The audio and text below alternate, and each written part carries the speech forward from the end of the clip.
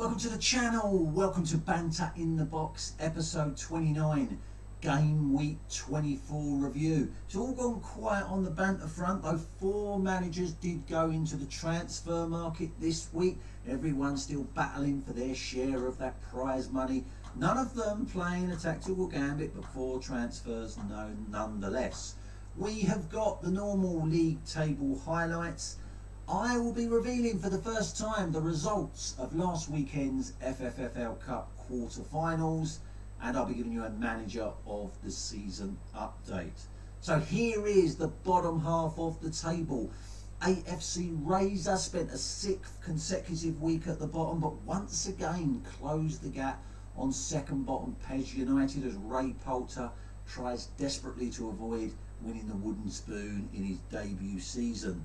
After spending 1 week outside the relegation zone, Nicolas Anelka dropped back down into the relegation zone, falling 1 place to 26th after she was the lowest scorers this week with just 6 points. Speaking of the Irvings, down 1 place to 24th, Her Majesty's Secret Cervix, and that is the lowest position George has ever occupied in the Family Fantasy Football League, and climbing 1 place to 23rd, debut manager No Happy Endings, the highest position Di Maloney has been in since game week 6. Di's starting to get the hang of this Family Fantasy Football League luck. And up 1 place to 16th, Napoli, Lee Poulter climbing to his highest position since game week 19. There are your bottom half highlights. Top half of the table, the joint biggest climbers this week, up 4 places to 7th, the Creed Bratton Society. The biggest fallers this week, down 3 places to 6th, Thames Ironworks FC.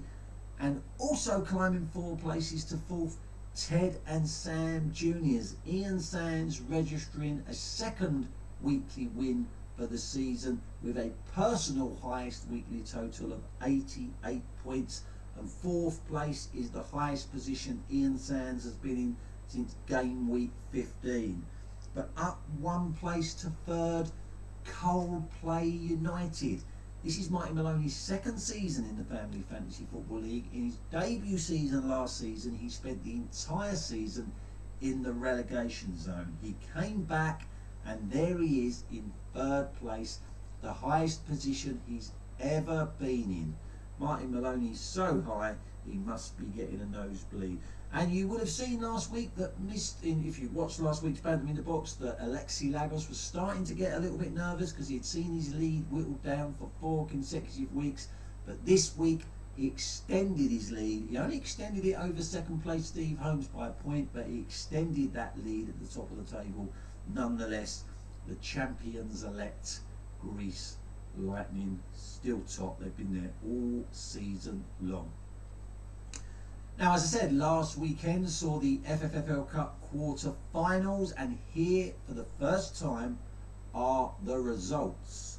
Legends 23, 17, Greece Lightning 38,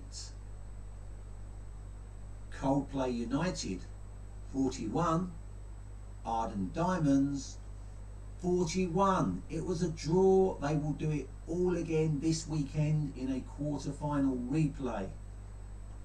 The current FFFL Cup holders, Poppy's Players 35, Ted and Sam Juniors 49. There will be no retention of the FFFL Cup for Sarah Simons. And in the quarter-final grudge match, Megan Hoxley Chamberlain 13, the Creed Bratton Society 43. The Mad Hatter absolutely destroying Megan Hoxby to book his place in the semi-finals. So the semi-final lineup will be Greece Lightning playing the winner of Coldplay United and Arden Diamonds after their replay this weekend. And in the other semi-final, Ted and Sam Juniors will face the Creed Bratton Society. Now, who the fuck is that? That was the picture last week. 1 point on offer if you could tell me which current Family Fantasy Football League manager is pictured there. 4 FFFL managers had a go this week, every single one of them giving me a different answer. I've got a life manager, Mops Hoxby, thought that that was a picture of Clockhouse Rangers manager, great Uncle George. Megan Hoxley, Chamberlain manager Megan Hoxby, thought that that was a picture of Pez United manager Ryan Perrin. Benny United manager Mark Benwell thought that that was a picture of the Creed Bratton Society's The Mad Hatter. And Hatch United manager Neil Hatch thought that that was a picture of Greece Lightning manager Alexi Lagos. One of those answers was correct, and it was the Mad Hatter.